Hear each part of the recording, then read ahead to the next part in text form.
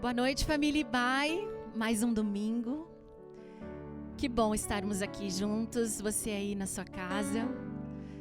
E como é bom confiar que em meio a tudo isso temos um amigão, como o Miguel, meu filho de 3 anos, fala. Jesus é meu amigão. E eu quero começar esse momento de louvor e adoração ao nosso Deus lendo um versículo com vocês em Salmo 91. Diz assim: aquele que habita no abrigo do Altíssimo e descansa à sombra do Todo-Poderoso, pode dizer ao Senhor: Tu és o meu refúgio e a minha fortaleza, o meu Deus em quem confio.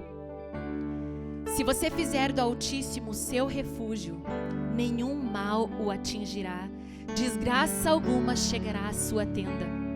Porque a seus anjos ele dará ordens a seu respeito, para que o protejam em todos os seus caminhos. Amém? Vamos juntos, né, queridos? Declarar como é bom ser amigo de Deus e andar seguro neste caminho.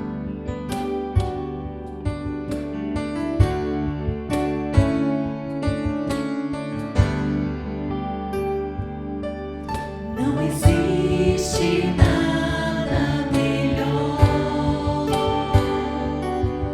do que ser amigo de Deus, caminhar seguro na luz, desfrutar do seu amor, ter a paz no coração,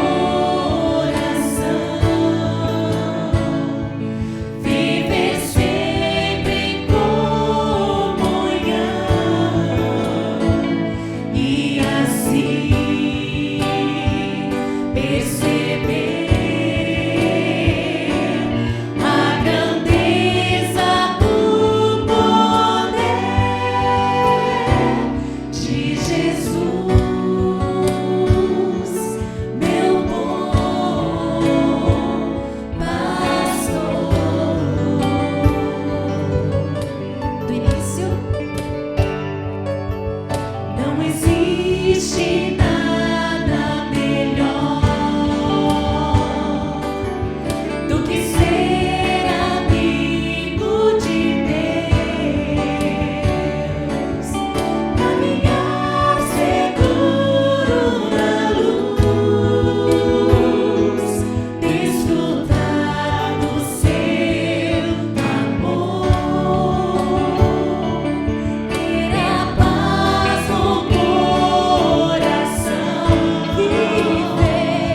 viver sempre em comunhão e assim perceber a grandeza do poder de Jesus, meu bom pastor.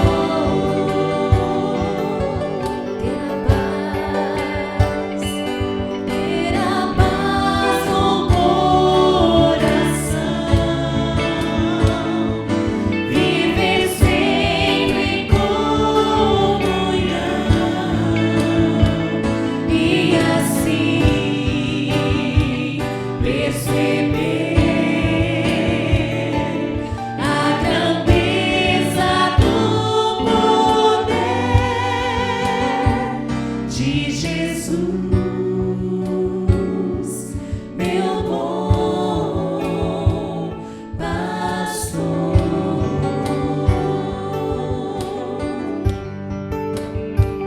De Jesus, meu bom pastor. Aleluia. Obrigada, Deus. Sigamos firmes e confiantes neste caminhar.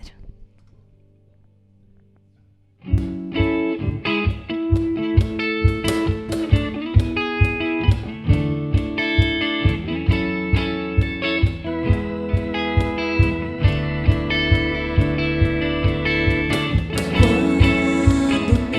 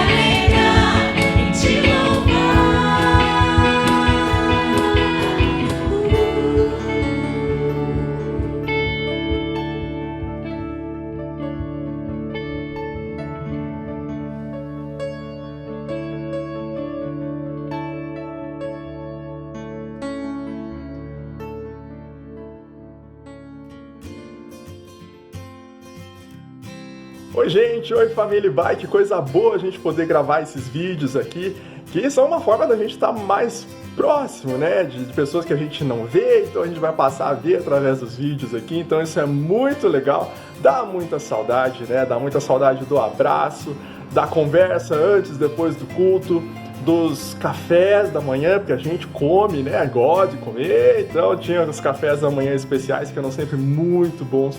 Tinha os jantares da Unijop também, teve até um dia de delivery de pizza. Quem que recebeu pizza em casa aí? Cara, aquele dia foi sensacional, né? E é muito bom a gente sentir que nesse período de quarentena, a Igreja do Senhor não para, né? Então, a gente está tendo os cultos domingo, né? A Unijop também não para, a gente está se encontrando todo sábado à noite via Zoom, via plataforma, né, de videoconferência.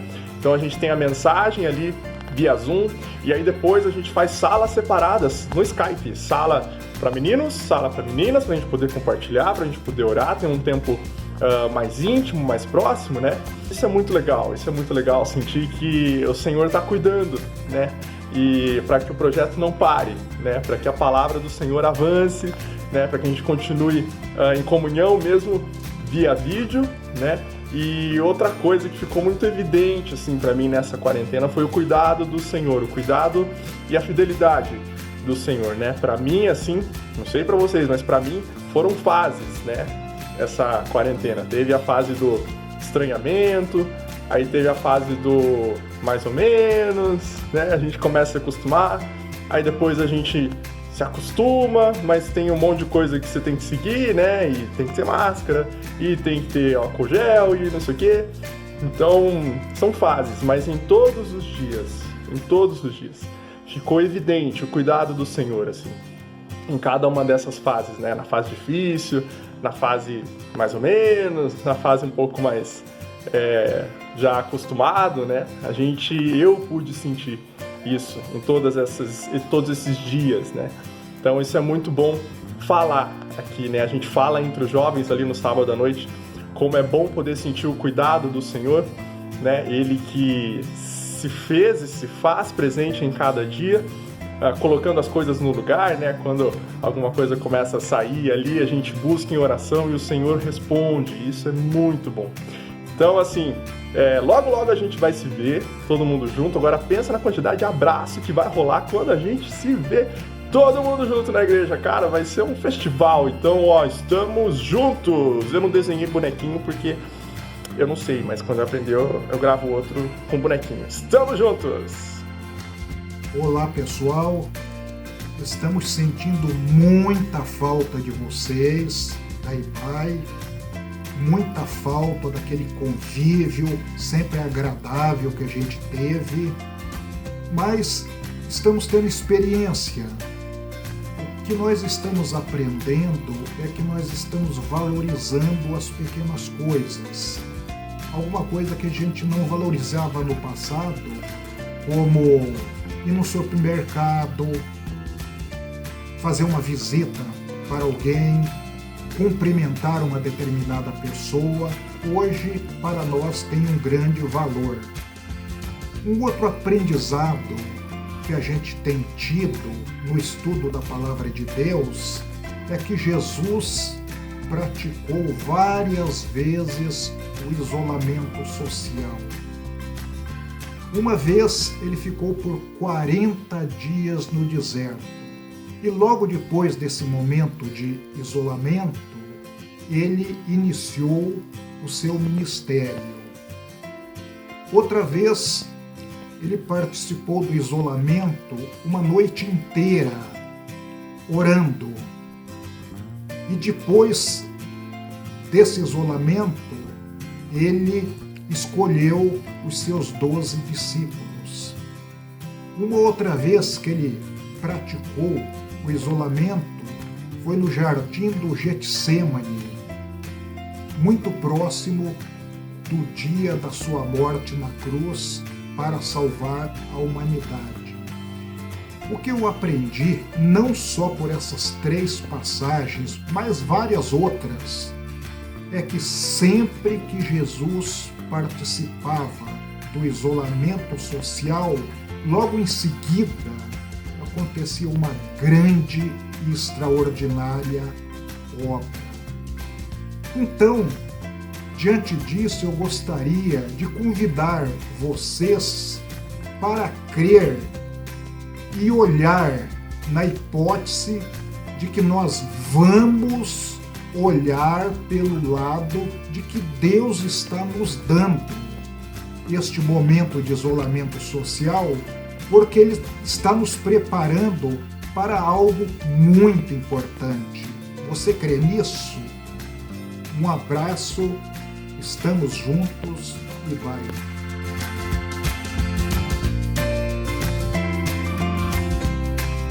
Olá, queridos, todos vocês que nos assistem em nosso culto, na nossa IBAE virtual, sejam muito bem-vindos mais uma vez ao nosso encontro, à nossa reunião de celebração e de adoração ao Senhor. Nós estamos iniciando hoje uma nova série, estamos chamando ela de Superando os Medos, e principalmente em função dessa crise sanitária e de saúde que a gente tem vivido, e também é uma crise econômica, reconhecendo que ela tem tido um impacto muito forte na política, nas relações sociais, nas relações familiares, e também sobre a nossa espiritualidade, nosso jeito de ser igreja. Nós pensamos nessa série, então, a partir desse reconhecimento de que nós estamos atravessando uma crise muito grande, muito ampla e muito profunda. E essa crise tem gerado uma insegurança generalizada, muitos receios de todos os tipos, e todos nós. E é reconhecendo, então, esse momento que nós decidimos, em oração, convidar você a pensar junto com a gente sobre a experiência da fé diante dos medos, para que, de alguma forma, a gente possa atravessar esse momento, sabendo como lidar com esses receios que estão batendo a nossa porta nesses dias. Nós queremos oferecer a você algumas referências bíblicas e verdades preciosas da Palavra de Deus, na expectativa de que essas leituras possam, de algum modo, encorajar você a confiar mais ainda na providência de Deus para esses dias. Desejamos que, pela mediação do Espírito Santo, você seja fortalecido em sua coragem para viver e você possa permanecer firme na sua caminhada como seguidor de Jesus. É o que nós desejamos que você seja. Que Deus nos abençoe nessa série. Nós vamos começar, então, lendo o Evangelho de Mateus, capítulo de número 8. Os versos de 23 a 27. A palavra do Senhor declara assim: Entrando ele no barco, seus discípulos o seguiram. De repente, uma violenta tempestade abateu-se sobre o mar, de forma que as ondas inundavam o barco. Jesus, porém, dormia. Os discípulos foram acordá-lo, clamando: Senhor, salva-nos! Vamos morrer. Ele perguntou: por que vocês estão com tanto medo, homens de pequena fé?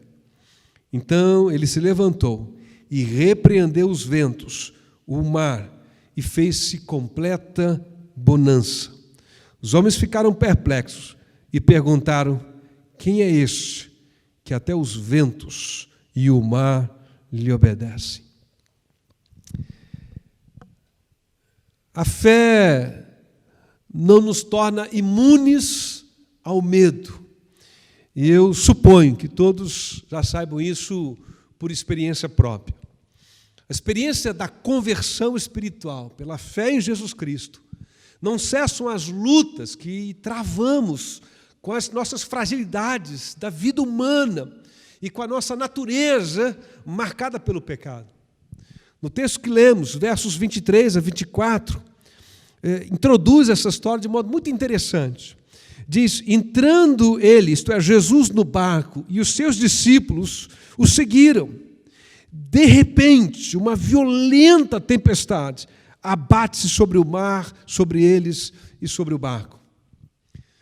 Interessante que quando se tem um olhar ingênuo da fé, e não realista, das implicações da fé, a gente fica com essa sensação de que as duas sentenças não combinam. Os discípulos, diz o verso 23, seguem Jesus quando ele entra no barco e se lança ao mar.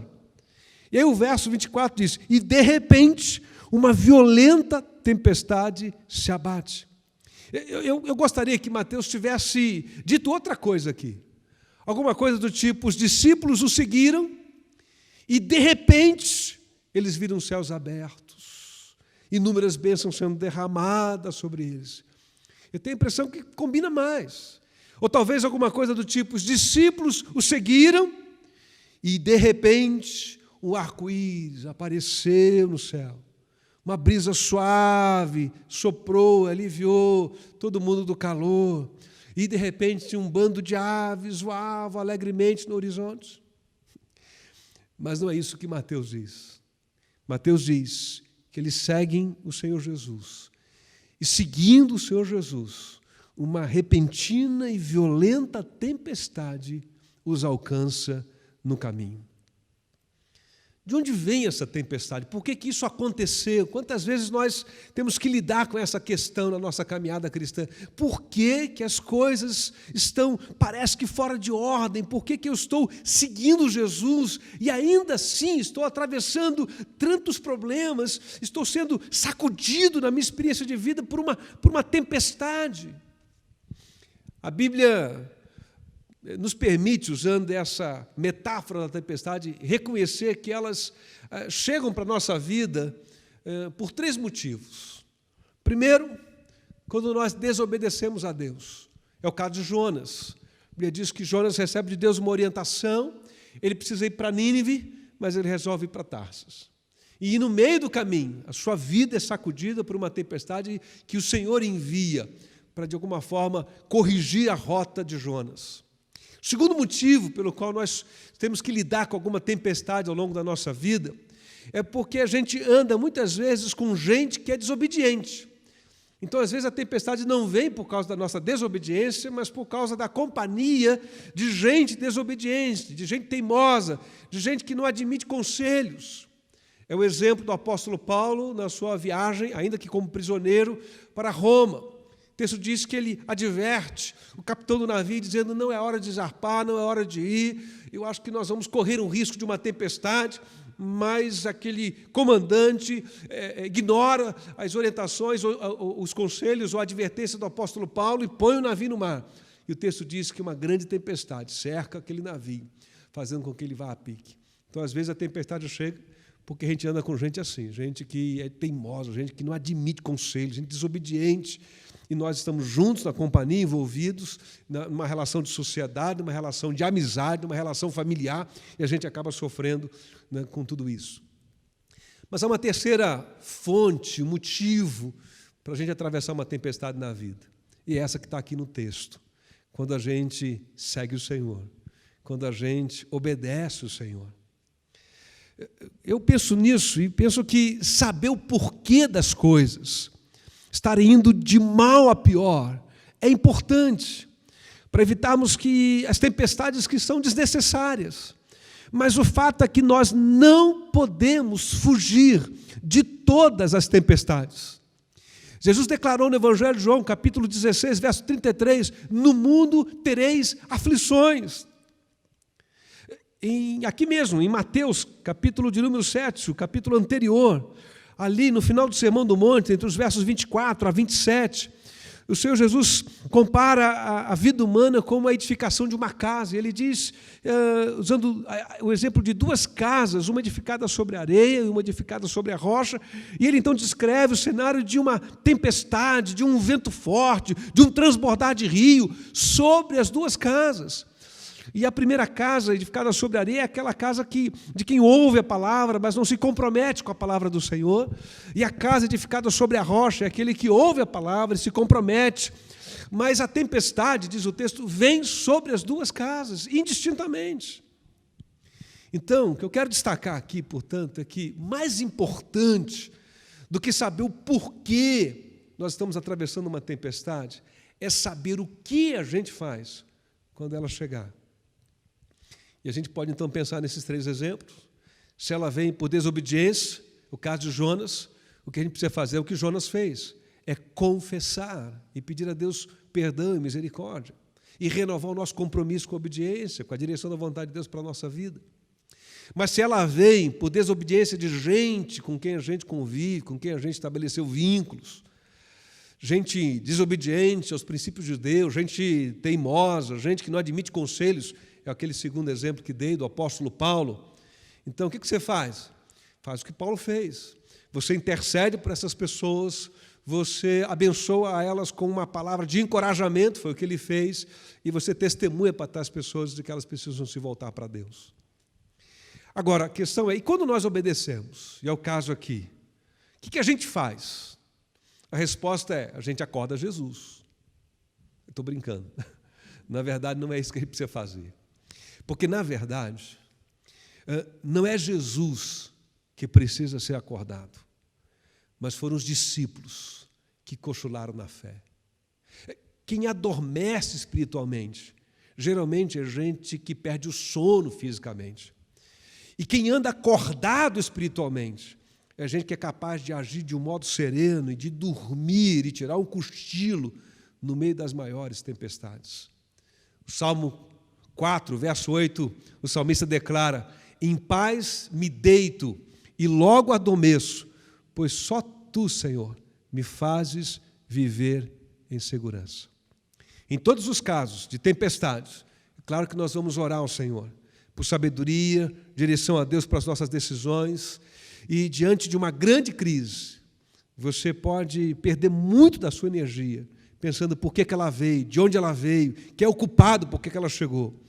Mas eu diria para você que a melhor coisa a se fazer é orar e é conversar com Deus sobre o que é necessário fazer para atravessar essa tempestade. Então eu olho para esse texto e aprendo que, mesmo caminhando ao lado do Senhor Jesus, nós teremos que atravessar algumas tempestades e nós teremos que lidar com o medo diante da ameaça que a tempestade nos traz. E quando eu falo de ameaça, estou falando de tudo aquilo que nós não controlamos e que revela-se mais forte do que a gente, mais poderoso que os nossos recursos de que dispomos. E essa ameaça será sempre uma fonte de medo.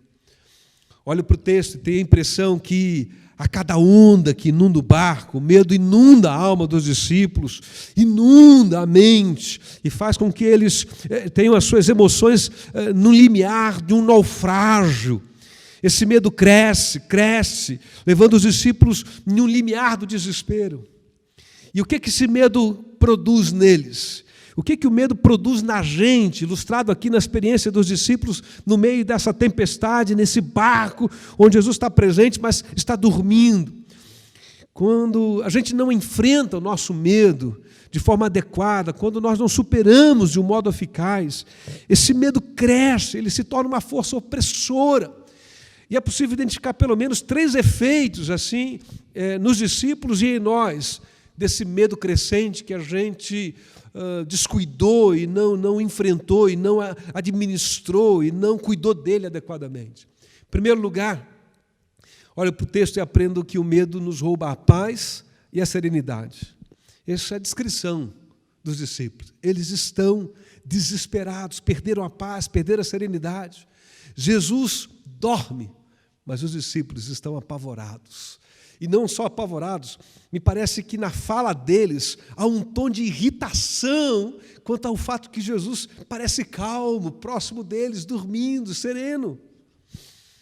E eu acho que isso acontece com a gente, quando a gente, de alguma forma, começa nesse estado de limiar, né, da nossa serenidade, da nossa paz, e essa sensação de que estamos naufragando no meio de uma crise. Esse negócio começa a crescer no nosso coração, e de repente a gente encontra com alguém, ou conversa com alguém, que deixa para nós uma impressão, ou um testemunho de serenidade. Isso irrita a gente. Como é que essa pessoa pode estar calma assim? Talvez agora mesmo haja alguém ouvindo essa palavra, alguém que não dorme há dias, há semanas, alguém cuja paz foi sequestrada pelo medo, alguém que está perdendo a sua serenidade, e isso tem gerado conflitos na sua casa, nos seus relacionamentos, queridos. Eu espero em nome do Senhor Jesus que essa noite, essa série, Deus comece a tratar isso no seu coração, se esse é o seu caso, em nome do Senhor Jesus. Segunda coisa que eu percebo é que o medo esgota a nossa energia, a nossa capacidade de ter esperança. De algum modo, o testemunho dos discípulos para nós é de que eles estão esgotados, chegaram no limite da esperança. e os seus horizontes se tornaram estreitos, e aquilo que é uma probabilidade passa a ser uma certeza mórbida. Nós vamos morrer. Numa outra versão, nós vamos perecer. Enquanto me preparava para esta mensagem, lendo e refletindo sobre isso, encontrei uma pesquisa de uma universidade norte-americana, a Universidade de Michigan, em um estudo que fizeram sobre os medos que são reais e os que são imaginários. E essa pesquisa apontou que 60% dos nossos medos são injustificáveis. 20% tem relação com algo do passado e a gente não pode mudar. 10% são insignificantes, ou seja, são medos reais, mas de coisas insignificantes no seu impacto. Não faz diferença se acontecer aquilo que tememos. E os outros 10% são ameaças reais. Mas, segundo a pesquisa, dos quais, então, apenas de 4% a 5% pode ser considerado um medo justificável, grande e que mereça a nossa atenção. O fato é que medo é assim. Quando ele cresce, não importa se ele era imaginário no início ou não, ele transforma uma probabilidade em uma certeza mórbida. Os discípulos estão olhando para aquele quadro, aquele cenário, e eles percebem que o risco é real, e o medo cresce, e mesmo estando na companhia junto de Jesus, e aí aquilo que era só uma probabilidade, né, se torna uma certeza. A energia deles, a sua capacidade de ter esperança se esgota. Em terceiro lugar, eu percebo como o efeito do medo nos discípulos e em nós é que o medo corrói a nossa confiança na bondade de Deus. Em Marcos, capítulo 4, verso 38, Marcos, que registra o mesmo texto, a mesma experiência, assim também como Lucas o faz no capítulo 8, Marcos descreve esse momento quando os discípulos acordam Jesus com uma outra expressão. Ali em Marcos, os discípulos disseram: não te importa que morramos? É como se Marcos traduzisse o sentimento dos discípulos de que eles estão lutando com essa sensação de que Deus está dormindo em Jesus e de que Deus não está vendo o tamanho do problema deles e de que Deus não está se importando, e de algum modo Deus está sendo indiferente. Daí a pergunta: não te importas?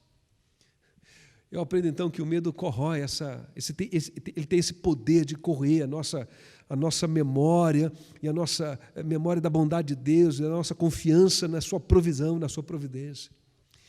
É interessante que aqui no texto de Mateus, esse momento da tempestade, ele acontece depois de 3 experiências de milagres. A primeira é da cura de um leproso, a segunda é da cura de um servo, de um certo centurião, e esse servo está morrendo, está muito mal. E a terceira é a cura da sogra de Pedro. Mas, de repente, no meio da tempestade, toda a memória da intervenção de Jesus sobre o leproso, toda a memória do derramar da bondade de Deus sobre aquele centurião que intercede pelo seu empregado, pelo seu servo, pelo seu escravo, e toda a memória da experiência da casa de Pedro, com a sogra dele sendo restaurada de uma enfermidade que a tinha colocado sobre a cama, tudo isso se vai. E a sensação que cresce no coração dos discípulos em companhia deste medo é que, de alguma forma, não se sabe mais se nós podemos confiar em Jesus, na sua bondade, na sua intervenção. Daí, então, Marcos, talvez com este pano de fundo de emoções, traduz esse sentimento dos discípulos: não te importa que morramos? Então, relembrando, quando a gente não administra adequadamente o medo, ele nos rouba a paz, a serenidade, ele esgota a nossa energia, a nossa capacidade de ter esperança, e ele ainda corrói a nossa confiança na bondade de Deus. E é nesse clima, então, perdendo a serenidade, esgotado em suas esperanças, inseguro quanto à sua confiança em Deus e no poder e da bondade de Deus, é que os discípulos resolvem clamar e acordar Jesus. O que a gente aprende aqui sobre como lidar com o medo? Queria dizer para você que a resposta que o texto nos dá para essa questão é simples, muito simples. Mas ainda assim eu quero sublinhá-la de um modo especial nessa noite, na esperança de que o Espírito do Senhor medie este momento e possa imprimir no seu e no meu coração, mais uma vez, esta verdade simples, para que a gente possa lidar com este medo, e qualquer que seja o medo, no meio dessa crise que nós vivemos. A resposta é: lembre-se sempre de quem Jesus é. Lembre-se sempre quem é aquela pessoa que você chama de seu Senhor e seu Salvador. O texto termina no verso 27. Depois que Jesus repreende o vento e o mar e tudo fica mais calmo e há uma completa bonança, diz o verso 26, que no verso 27 os homens ficam perplexos e perguntam: quem é este que o vento e o mar lhe obedecem? Quem é este? Este é Jesus. Mas há uma pergunta sobre a natureza deste, o caráter deste que se levanta e exerce a autoridade de Deus sobre o vento, sobre o mar e traz bonança no meio da tempestade. Eu queria dizer 3 coisas. Primeiro, que o texto nos ensina de que este é Jesus, Filho de Deus, e Jesus, o Filho de Deus, tem poder sobre toda a natureza e sobre todas as coisas criadas. Ele tem todo o poder e toda a autoridade. Ele diz no capítulo 28, no término desse evangelho, quando nos convida a participarmos como seguidores dele, dessa obra missionária de apresentar as boas notícias de Jesus a todo mundo. Ele tem todo o poder e toda a autoridade. Então ore, então clame, então confie na direção dele. Ele pode dizer para essa pandemia: cessou, acabou. Ele pode dizer diante de qualquer crise, diante de qualquer conflito, diante da frieza espiritual que muitas vezes se instala sutilmente em nosso coração, diante da crise na relação familiar e conjugal, ele pode dizer: acalma, chega, sossega, eu estou presente, eu posso resolver, eu posso intervir, eu tenho direção para você. Então essa primeira resposta a essa pergunta: quem é este? Este é aquele que Deus enviou como Senhor e Salvador de todo aquele que nele crê, e a ele foi dado todo o poder e toda a autoridade nos céus e na terra.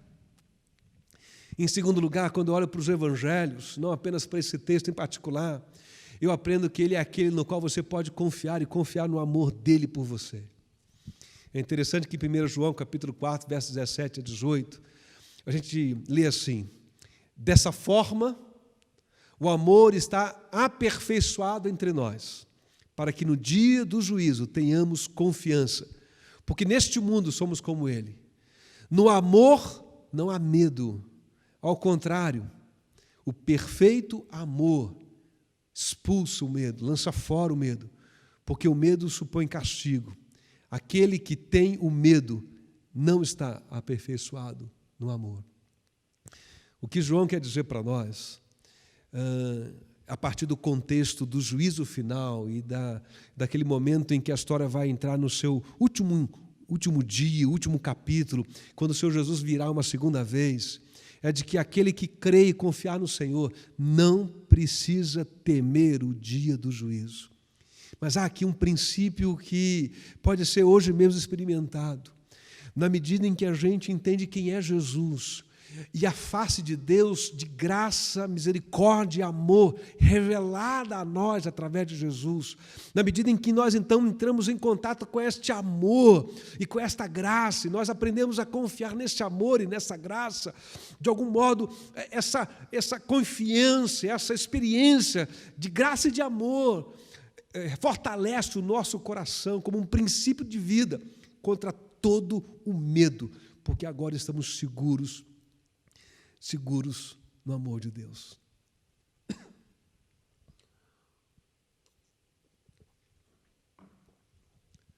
Jesus leva nosso medo muito a sério. Os evangelhos listam em torno de 125 imperativos de Jesus. 125 imperativos. O mais frequente é: não temas, não tenha medo, tenha coragem. Você sabe qual é o segundo mais frequente? Amar a Deus e ao próximo. Não tem a ver com o que é mais importante. Amar a Deus e ao próximo é o cumprimento de toda a lei. Mas se quantidade indicar alguma coisa, então aqui eu posso concluir com você que o fato de Jesus dizer com muito mais frequência, em todos os seus 125 imperativos, não temas, é porque ele leva muito a sério o problema do medo em nossos corações e alma. Ao saber de quantas vezes ele diz, não temas, eu sei que o Senhor não quer que eu ou você que nós vivamos em um estado permanente de medo. O medo, queridos, entrou no coração humano e passou a fazer parte das nossas experiências. Lá no Éden, por causa do pecado. O medo no coração humano tem a idade do pecado. Mas nós podemos confiar no amor de Deus e na graça salvadora que Ele traz e oferece para todos nós em Jesus Cristo. Em terceiro lugar, quem é Ele? Quem é este? Nós podemos afirmar, Ele é aquele que prometeu estar com a gente, com você, todo o tempo todo. Eu acho encantadora o fato da última expressão, da última frase que Mateus registra sobre Jesus, no capítulo 28, verso 20, a última frase do Evangelho de Mateus, deste Evangelho que nós lemos hoje aqui, é: eu estarei sempre com vocês até o fim dos tempos. A conclusão sobre como superar os nossos medos é lembrar quem Jesus é lembrar que Ele tem todo o poder e toda a autoridade sobre a nossa vida, é lembrar que Ele nos ama e que nós podemos confiar no amor leal dEle, é lembrar que Ele prometeu estar conosco todo o tempo. O propósito, eu creio, desse texto do Evangelho de Mateus capítulo 8, que lemos hoje, não é explicar como surgem tempestades e como o medo pode complicar a nossa vida, mas, sobretudo, o que acontece com a tempestade e com o medo quando nós confiamos a nossa vida a Deus. Eu aprendo aqui que Deus não nos livra da tempestade, mas nos livra na tempestade.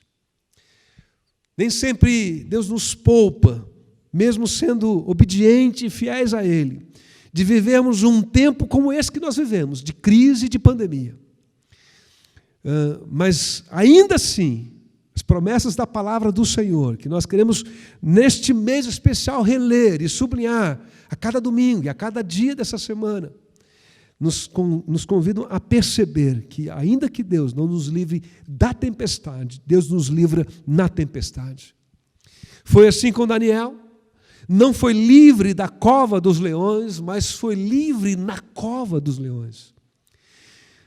Não foi assim também com os seus amigos. Eles não foram livres da fornalha, mas foram livres na fornalha. Em certo sentido, nós podemos dizer que há várias outras referências. E com Moisés e com Josué, na caminhada de Israel, não foi livre dos desafios do deserto, nem foram poupados das batalhas de ocupação da terra prometida, mas a narrativa nos diz que eles foram triunfantes nas batalhas e no meio da caminhada. Foi assim com os discípulos naquele dia. O Senhor Jesus não os livrou da tempestade, mas os livrou na tempestade. Eu venho aqui hoje, nesse culto, dizer a você: se agarre nas promessas do Senhor.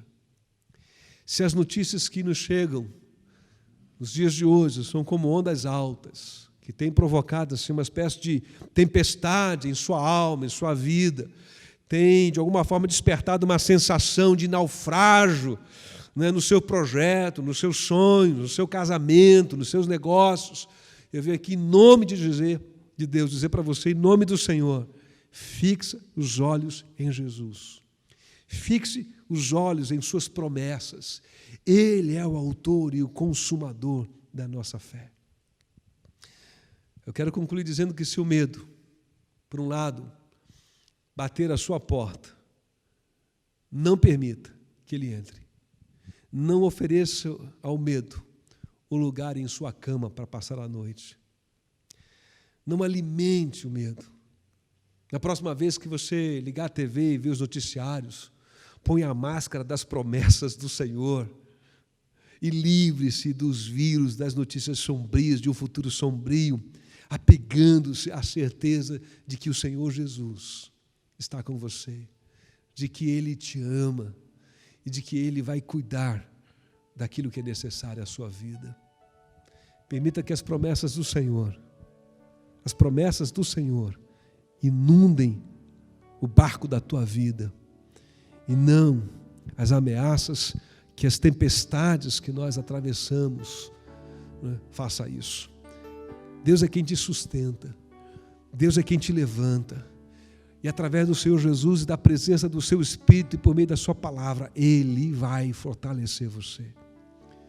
Quando nós aprendemos a pôr a nossa confiança em Deus pela fé em Jesus, dá até para tirar um cochilo no meio da tempestade. E essa é a minha oração, que o Senhor, por meio desta palavra e daquelas que virão, possa tratar o nosso coração, a nossa alma, nesse tempo de tanta insegurança e tanta incerteza, de tal forma que a gente seja capaz, mesmo no meio de tantas informações, às vezes trocadas e confusas e incertas, e dessas avalanches, inclusive de fake news, que Deus nos permita descansar nele, ao ponto de experimentar o que o salmista, que nós já mencionamos disso, no Salmo 4, verso 8.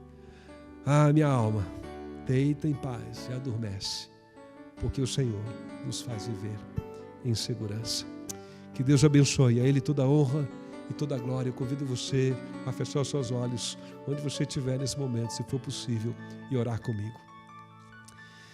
Senhor, obrigado por sua palavra, que, ó Deus, nutre segurança, por suas promessas, ó Deus, que de alguma forma sustentam o nosso ânimo, renovam as nossas forças e nos trazem paz ao coração. Senhor, guarda-nos, livra-nos do mal nos dias em que nós vivemos.